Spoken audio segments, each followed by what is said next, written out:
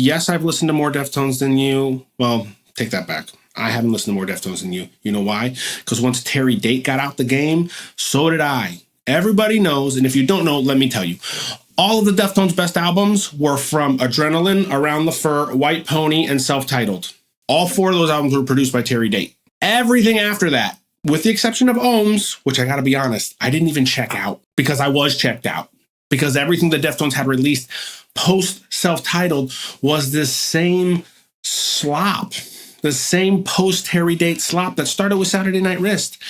The sound was kind of cool, but it was boring. It had no edge. It wasn't interesting. And then every album after that just sounded the same and the same and the same.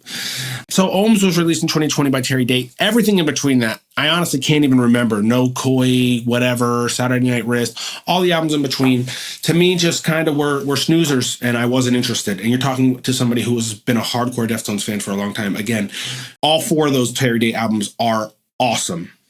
Awesome. Around the Fur, come on. White Pony, let's get real here. And that's, I think, is part of the biggest problem with the Deftones, is they have set a very high bar for themselves.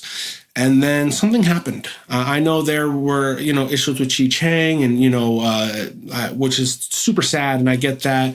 But their split from Terry Date was their split from being cool. For a while. Are there some resurgence? Are they peeking back through? Was there something worthwhile in this new album? Let's talk about it. Thank y'all for being here. Let's dig into it. All right. So this new album, Private Music, was produced by Nick Raskulinecz. I feel like I'm reading a Dostoevsky novel.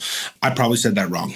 Overall, Nick did a really great job. The album sounds great. Does it sound new, different, or interesting from all the other stuff they've done post Terry Date? Yes and no. Mostly no, a little yes. So let's talk about how the album released.